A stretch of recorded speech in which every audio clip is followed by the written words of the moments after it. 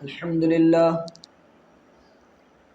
لله نحمده ونستعينه ونستغفره ونعوذ بالله من شرور أنفسنا ومن سيئات أعمالنا من يهده الله فلا مضل له ومن يضلل فلا هادي له وأشهد أن لا إله إلا الله وحده لا شريك له وأشهد أن محمدا عبده ورسوله أما بعد فإن خير الحديث كتاب الله وخير الهدي هدي محمد صلى الله عليه وسلم وشر الأمور محدثاتها وكل محدثة بدعة وكل بدعة ضلالة وكل ضلالة في النار. قال الله تبارك وتعالى: والسابقون الأولون من المهاجرين والأنصار الذين اتبعوهم بإحسان رضي الله عنهم ورضوا عنه. محترم حاضرین، اسلام کے تیسرے خلیفہ راشد داماد رسول حضرت عثمان غنی رضی اللہ تعالی عنہ کے حوالے سے انشاءاللہ آج گفتگو ہوگی. حضرت عثمان غنی رضی اللہ تعالی عنہ قبیلہ قریش سے آپ کا بھی تعلق تھا. آپ کی ولادت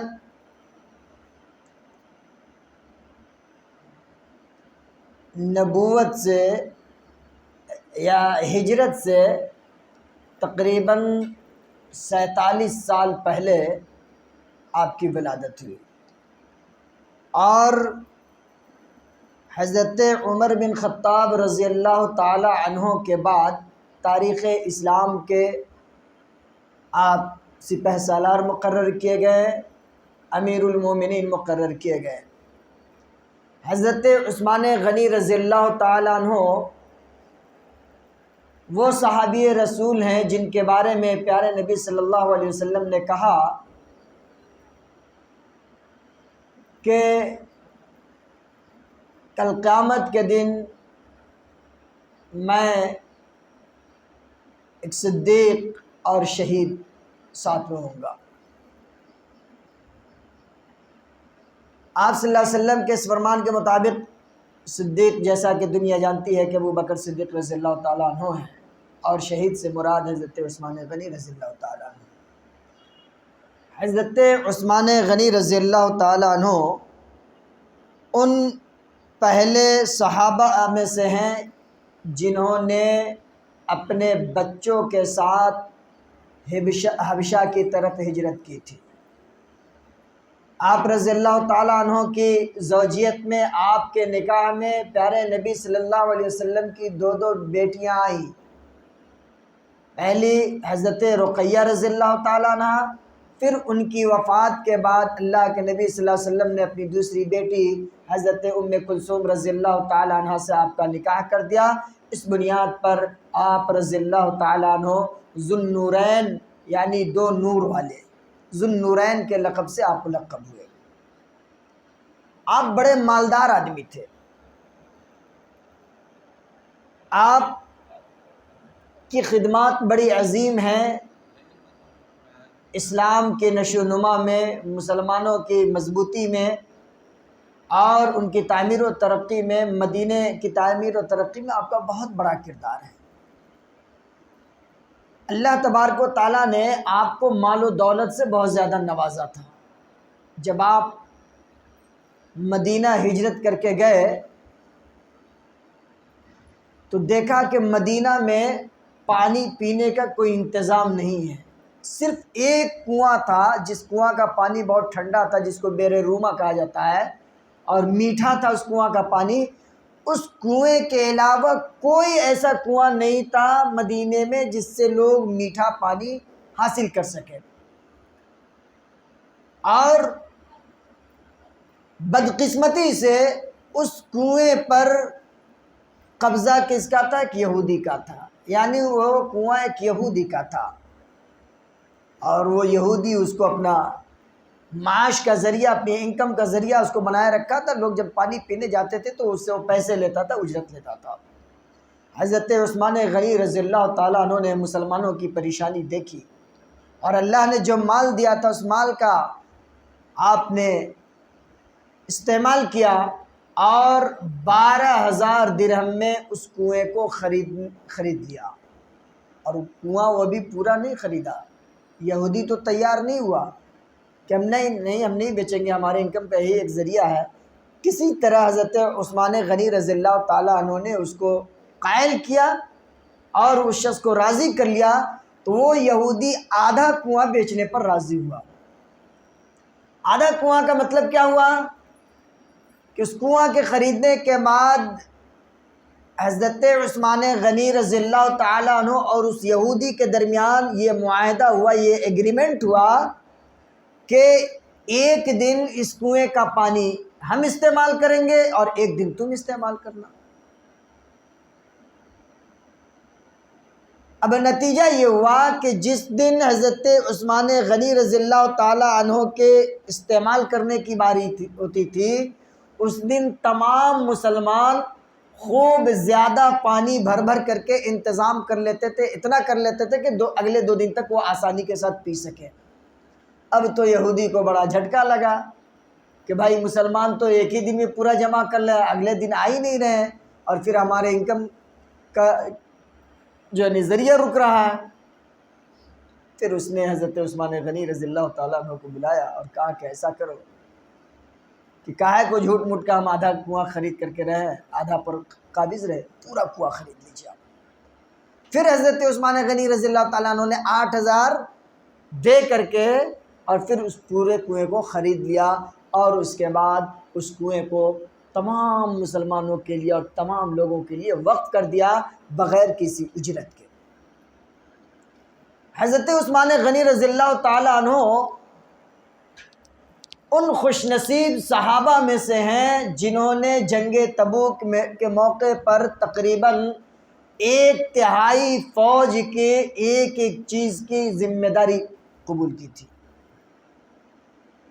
آپ رضی اللہ تعالیٰ عنہ نے اس موقع پر 1,000 اونٹ، 70 گھوڑے اور پھر 10,000 دینار، اور اس کے علاوہ پھر جو نہیں 1/3 فوجیوں کا خرچ آپ نے قبول کیا تھا. یہ کتنی بڑی جو نہیں آپ کی طرف سے اللہ کے راستے میں خرچ کرنے کا جذبہ تھا. حضرت عثمان غنی رضی اللہ تعالیٰ عنہ کے کارناموں میں سے ایک اہم کارنامہ یہ بھی رہا کہ آپ نے دیکھا کہ مسلمانوں کو نماز پڑھنے میں دقت ہو رہی ہے، مسجد نبوی کم پڑ رہی ہے، جگہ اس کی مسلمانوں کی تعداد بڑھتی جا رہی ہے. تو آپ نے مسجد نبوی صلی اللہ علیہ وسلم کی توسیع کروائی اور اس کا ایریا پھر آپ نے بڑھانے کا کام کیا. آپ وہ صحابی رسول ہیں کہ جنہوں نے اپنے دور خلافت میں پورے قرآن کو، یہ پروجیکٹ حضرت عمر بن خطاب رضی اللہ تعالیٰ عنہ کے زمانے سے شروع ہو گیا تھا، قرآن کو اکٹھا کرنے کا، ایک جگہ جمع کرنے کا. چونکہ مختلف ہڈیوں پر، چمڑوں پر یہاں وہاں قرآن لکھا ہوا تھا، تو مختلف جگہ پر قرآن جو بکھرا ہوا تھا اس کو جمع کرنے کے لیے حضرت عمر بن خطاب رضی اللہ تعالیٰ عنہ کے دور حکومت میں ہی کام شروع ہو گیا تھا. لیکن فائنل شکل حضرت عثمان غنی رضی اللہ تعالیٰ عنہ کے زمانے میں قرآن اپنے فائنل شکل میں موجود ہوا، اور پھر آپ نے اپنے دور امارت میں ہر جگہ کے ولیوں کو، گورنروں کو قرآن کا ایک نسخہ بھجوایا اور پھر اس کی چھپائی کروا کر کے لوگوں میں تقسیم کروایا. تو یہ بہت بڑا کام ہوا حضرت عثمان غنی رضی اللہ تعالیٰ عنہ کی طرف سے. حضرت عثمان غنی رضی اللہ تعالیٰ عنہ ان خوش نصیب صحابہ میں سے ہیں جن کو اللہ کے نبی صلی اللہ علیہ وسلم نے اس دنیا میں ہی جنت کی بشارت سنا دی. آپ رضی اللہ تعالیٰ عنہ کی ایک فضیلت یہ بھی ہے کہ آپ دنیا اسلام کے سب سے بڑے جنگ بدر میں آپ شریک نہ ہو سکے، چونکہ اس وقت آپ کی بیوی حضرت رقیہ رضی اللہ تعالیٰ عنہ کافی بیمار تھی، اور اللہ کے نبی صلی اللہ علیہ وسلم نے آپ کو منع کر دیا، کہا کہ آپ مت جائیے، آپ کی بیوی بیمار ہے. یہ ہے کہ آپ بھی بدر کے میں شرکت کرنے والے لوگوں کے مقابلے میں آپ بھی رہیں گے، آپ کو بھی وہی ثواب عطا کیا جائے گا، اور جو مال غنیمت ہاتھ لگے گا اس میں آپ کا بھی حصہ مقرر ہوگا۔ چنانچہ آپ رضی اللہ تعالیٰ عنہ نہیں گئے، اور اسی بیچ میں آپ کی بیوی کا انتقال بھی ہو گیا۔ مورخین نے لکھا ہے کہ اس کے بعد حضرت ابو بکر رضی اللہ تعالیٰ عنہ بہت غمگین رہنے لگے۔ ایک تو بیوی کی جدائی، اور دوسرا یہ کہ جنگ بدر میں شرکت نہ کر سکے، اور اس بات پر بھی روتے تھے۔ جب حضرت رقیہ کی وفات ہو گئی تو حضرت عثمان غنی رویا کرتے تھے اور پریشان ہوتے تھے، چونکہ اللہ کے نبی صلی اللہ علیہ وسلم نے کہا کہ قیامت کے دن سارے رشتے ختم ہو جائیں گے سوائے میرے اپنے رشتے کے، اور میرے گھر والوں کا جو رشتہ ہے وہ رشتہ باقی رہے گا، میرے خاندان کا۔ تو حضرت عثمان غنی رضی اللہ تعالیٰ عنہ نے اس نظریے سے دیکھا کہ نبی کی بیٹی میرے نکاح میں تھی، اب وہ ختم ہو گئی تو اب رشتہ میرا ختم، اب تو ہم رسول کی نسبت سے اور اس کے خاندان کے تعلق سے ہم کٹ گئے۔ آپ کے اس درد کو، اس پریشانی کو آقائے کائنات صلی اللہ علیہ وسلم نے سمجھا، اور پھر اپنی دوسری بیٹی حضرت ام کلثوم رضی اللہ تعالی عنہا کو آپ کے نکاح میں دے دیا۔ حضرت عثمان غنی رضی اللہ تعالی عنہ نے بھی اپنے دور حکومت میں فتوحات کا سلسلہ باقی رکھا، اور فتوحات کا سلسلہ تو حضرت عمر رضی اللہ تعالیٰ عنہ کے زمانے میں بہت لمبا چوڑا رہا، لیکن جو کچھ بھی اس میں باقی رہا، بلکہ اسی نہج پر حضرت عثمان غنی رضی اللہ تعالیٰ عنہ نے 12 سال تک حکومت کی۔ 12 سال کے ابتدائی جو ایام رہے، ان ایام میں آپ نے حضرت ابو بکر صدیق اور حضرت عمر بن خطاب رضی اللہ تعالیٰ عنہ کے طور طریقے کو اپنایا حکومت کے بعد میں۔ اس کا یہ مطلب نہیں کہ بعد کے ادوار میں آپ نے ان کے طریقے کو چھوڑ دیا، یا پھر نبی کے جو نہیں طریقے کو آپ نے چھوڑ دیا، نہیں، بلکہ جو پیٹرن انہوں نے اپنی طرف سے اپنایا تھا ابو بکر صدیق اور حضرت عمر بن خطاب رضی اللہ عنہم اجمعین نے، اسی پیٹرن کو ابتدائی زمانے میں انہوں نے بھی اختیار کیا اور اس میں کامیاب بھی رہے۔ حضرت عثمان غنی رضی اللہ تعالی عنہ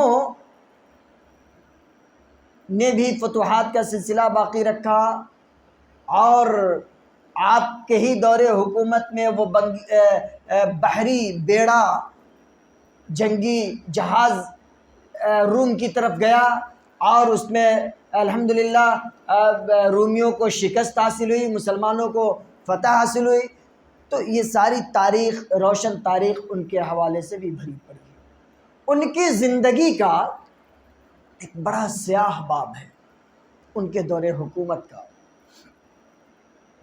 اتنے نرم مزاج کہ جب قبرستان سے گزر ہوتا تو جنت جہنم کے تذکرے پر آپ اتنا نہیں روتے تھے، لیکن جب قبر کو دیکھ لیتے اور قبر کا تذکرہ ہوتا تو دہاڑے مار مار کر رونے لگتے، اور آپ کی داڑھی بھیگ جاتی۔ لوگ پوچھتے پھرتے تعجب میں کہ اے عثمان غنی، جنت جہنم اس کا تذکرہ ہوتا ہے تو آپ کو کچھ فرق نہیں پڑتا، اور قبر کا جب تذکرہ ہوتا ہے تو آپ کیوں اتنی دہاڑے مار مار کر رونے لگتے ہیں؟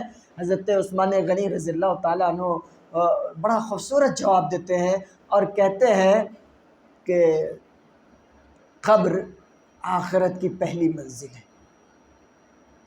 قبر آخرت کی پہلی منزل ہے۔ اگر قبر میں انسان کامیاب ہو گیا تو آگے کے تمام مراحل اس کے لیے آسان ہو جاتے ہیں، اور قبر میں اگر معاملہ پھنس گیا تو پھر اللہ کے عذاب کا سلسلہ وہیں سے شروع ہو جاتا ہے۔ اسی لیے قبر کے عذاب سے وہ رویا کرتے تھے، اس کے تذکرے سے۔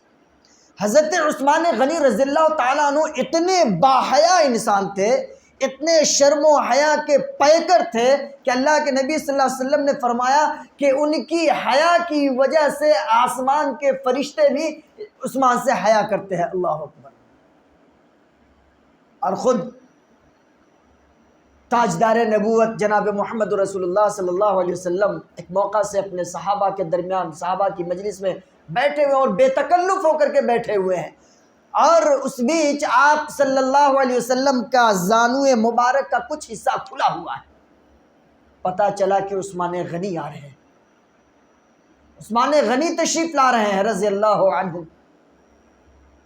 پیارے نبی صلی اللہ علیہ وسلم جو سسر بھی ہیں، نبی بھی ہیں، آپ سے کہیں زیادہ درجے میں ہر چیز میں افضل ہیں، ان کی حالت کیا ہے کہ جیسے سنا کہ عثمان آ رہے فوراً اپنے کپڑے کو درست کر لیا۔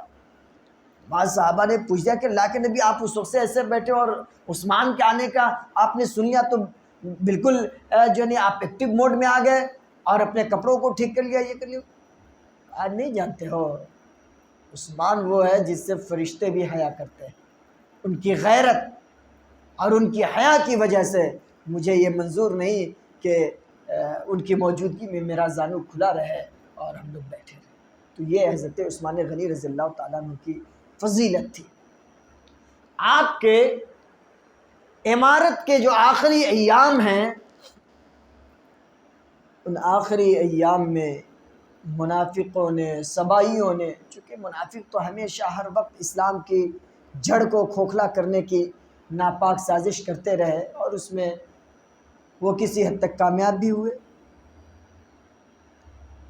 آخری زمانے میں حضرت عثمان غنی رضی اللہ تعالی عنہ جیسا جلیل القدر صحابی، داماد رسول، خلیفہ ثالث اور مسلمانوں کا اتنا بڑا محسن، اس خلیفے کی حالت کیا ہے کہ دشمنوں نے آپ کے قلعے کو چاروں طرف سے گھیر لیا ہے۔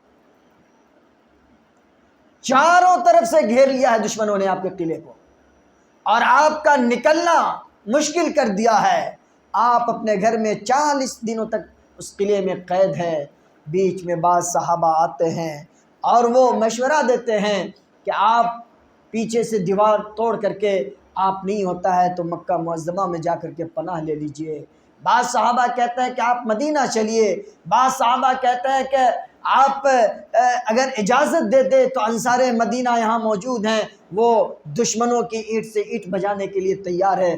لیکن صبر و رضا کا پیکر، شرم و حیا کا پیکر، جود و سخا کا پیکر وہ عثمان غنی، اللہ بے شمار رحمت نازل فرمائے ان پر، ان کا جواب ہے کہ میں اگر مکہ چلا جاؤں تو کیا ٹھکانہ ہے کہ دشمن وہاں بھی پہنچ جائے اور جو محترم جگہ ہے، حرمت والی جگہ ہے، اس حرمت والی جگہ کے حرمت کو باقی نہ رکھے، وہاں جا کر کے یہ جنگ کرنے پر آمادہ ہو جائے۔ میں نہیں چاہتا کہ عثمان کی وجہ سے مکہ کی حرمت بھی پامال ہو جائے۔ تم کہہ رہے ہو مدینہ میں جانے کے لیے، مدینہ چلا جاؤں اور پھر یہ وہاں بھی میرا پیچھا نہیں چھوڑیں گے، وہاں بھی آ کر کے یہ قتل و خون ریزی مچائیں گے۔ میں نہیں چاہتا کہ عثمان کی وجہ سے مسلمان آپس میں برسر پیکار ہو جائے۔ تم کہہ رہے ہو کہ انصار مدینہ کھڑے ہوئے ہیں، وہ ان کی اینٹ سے اینٹ بجانے کے لیے تیار ہے۔ عثمان اس بات کو گوارا نہیں کرتا کہ عثمان جب قتل و خون ریزی کی تاریخ رقم کی جائے، اس کی ہسٹری لکھی جائے، تو میں یہ نہیں چاہتا کہ اس ہسٹری میں عثمان ابن عفان کا نام ذکر ہو اور یہ ذکر ہو کہ عثمان بن عفان کے زمانے سے قتل و خون ریزی مسلمانوں میں عام ہو گئی۔ میں اس چیز کو نہیں چاہتا۔ اور سنو، جو میرا ہمدرد ہے مسلمانوں میں، جو میرا ہمدرد ہے، مجھ سے اس کی ہمدردی یہی ہے کہ وہ لوگوں سے جا کر قتال نہ کرے، جنگ نہ کرے، بلکہ وہ میرے لیے دعا کرے۔ میرے بھائیوں، عثمان غنی رضی اللہ تعالیٰ عنہ چاروں طرف سے دشمنوں نے گھیرا ہوا ہے، چھت پر کھڑے ہو گئے، اور چھت پر کھڑے ہونے کے بعد اللہ کی حمد و ثنا بیان کی، اور اس کے بعد آپ رضی اللہ تعالیٰ عنہ نے دشمنوں کو یہ بتلایا کہ اے دشمنوں، اے لوگوں، جن لوگوں نے میرے گھروں کو گھیر رکھا ہے، کیا میں وہی عثمان نہیں ہوں کہ جس نے رب کا کلمہ پڑھا ہے، جس نے محمد کے نبی ہونے کی تصدیق کی ہے؟ کیا میں وہی عثمان نہیں ہوں تمہاری نظر میں؟ اگر میں وہ عثمان نظر نہیں آتا ہوں تو میں ایک بار پھر کلمہ توحید لا الہ الا اللہ محمد رسول اللہ پڑھ رہا ہوں، اللہ کی وحدانیت کا اقرار کر رہا ہوں، محمد کی رسالت کا اقرار کر رہا ہوں، مجھے چھوڑ دو، میرے راستے کو چھوڑ دو۔ پھر آپ رضی اللہ تعالیٰ عنہ نے کہا کہ اے لوگو، کیا میں وہی عثمان نہیں ہوں کہ جس نے مسجد نبوی کی توسیع کرائی تھی؟ کیا میں وہی عثمان نہیں ہوں کہ جب نبی کونین صلی اللہ علیہ وسلم پہلی مرتبہ مدینہ منورہ تشریف لائے اور ان یتیم بچوں کی زمین کو جو خریدا مسجد نبوی کی تعمیر کے لیے، اس مسجد نبوی کی تعمیر کے لیے خریدے جانے والے زمین کا خرچ ادا کرنے والا میں ہوں؟ کیا تم مجھے نہیں جانتے ہو؟ اے لوگوں، کیا تم مجھے نہیں جان رہے ہو کہ وہی عثمان ہے؟ جب تم ٹھنڈے پانی کے لیے پریشان رہا کرتے تھے، میٹھے پانی کے لیے پریشان رہا کرتے تھے، اسی عثمان نے اپنے پیسے سے کنویں کو خرید کر کے مسلمانوں کے لیے وقف کر دیا تھا۔ کیا تم نہیں جانتے ہو کہ یہ وہی عثمان ہے جس نے جنگ تبوک کے موقع سے اتنا مال اللہ کے راستے میں خرچ کیا تھا، اتنا مال اللہ کے راستے میں خرچ کیا تھا کہ پیارے نبی صلی اللہ علیہ وسلم نے ان کے مال کو، ان کے دیے ہوئے سکے کو اچھال کر کہا تھا کہ عثمان نے ایسا مال اللہ کے راستے میں خرچ کیا اور ایسی دولت اکٹھا کی اللہ کے راستے میں کہ اگر اس کے بعد عثمان کوئی ایسا عمل نہ کرے تو عثمان کا کوئی بھی عمل اس کو نقصان نہیں پہنچا سکتا۔ یہ حضرت عثمان غنی رضی اللہ تعالیٰ عنہ اپنے ان فتنہ اور فساد برپا کرنے والے لوگوں کو یہ بتلا رہے ہیں۔ اور میرے بھائیوں، تاریخ نے لکھا ہے کہ آخری دن تھا جمعہ کا دن، دشمنوں پر کوئی اثر نہیں ہوا، جمعہ کا دن تھا، روزے کی حالت میں ہے حضرت عثمان غنی رضی اللہ تعالیٰ عنہ۔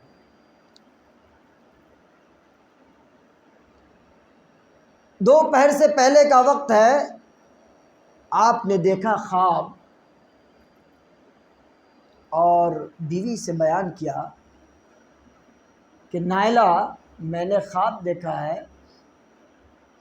کہ میرے ساتھ صدیق ہیں، میرے ساتھ نبی ہیں، اور نبی کونین صلی اللہ علیہ وسلم کہہ رہے ہیں کہ تمہارا انتظار کر رہا ہوں، جلدی آؤ، افطار تم کو میرے ہی ساتھ کرنا ہے۔ کیسی خوش بختی تھی، خوش نصیبی تھی حضرت عثمان غنی رضی اللہ عنہ۔ انہوں نے معاملہ کو بھانپ لیا، چونکہ اللہ کے نبی صلی اللہ علیہ وسلم نے پہلے ہی یہ اس بات کی جانکاری دے دی تھی کہ آپ شہادت کے رتبے پر فائز ہوں گے۔ اب ان کو وہ گھڑی نظر آنے لگی اور قرائن سے پتہ چلنے لگا کہ اب میرا آخری وقت ہے، جمعے کا دن ہے۔ وہ مظلوم صحابی رسول، داماد رسول صلی اللہ علیہ وسلم قرآن کی تلاوت فرما رہے ہوتے ہیں، دشمنوں کا ایک جتھا آپ کی دیوار پھاند کر آپ کے گھر میں گھستا ہے، اور اس میں سے ایک وہ آدمی بھی ہوتا ہے ابو بکر کا وہ چھوٹا بیٹا، غالباً محمد بن ابو بکر نام ہے۔ وہ شخص جیسے آگے بڑھتا ہے، عثمان غنی اس کے باپ کا واسطہ دیتے اور کہتے ہیں کہ اے محمد، اگر تیرا باپ ہوتا، تیرا باپ ابو بکر ہوتا تو آج شاید نقشہ کچھ اور ہوتا، اور وہ آج میرے ساتھ تو کم از کم ایسا نہ کرتا۔ اتنا سننا تھا کہ وہ شخص شرما گیا اور وہاں سے وہ بھاگ گیا۔ چنانچہ دوسرا ایک ظالم آتا ہے اور آپ کے سر پر وار کرتا ہے، لوہے سے سر پھٹ جاتا ہے، خون گرتا ہے۔ اور پھر دوسرا آدمی آتا ہے، وہ آپ کی داڑھی مبارک کو پکڑ کر آپ کے سینے پر بیٹھ کر آپ کے جسم مبارک پر نہ جانے کتنی واریں کرتا ہے، اور اس وقت بھی آپ کی زبان سے قرآن کریم کے وہ الفاظ نکل رہے ہیں، فَسَيَكْفِيكَهُمُ اللَّهُ وَهُوَ السَّمِيعُ الْعَلِيمُ۔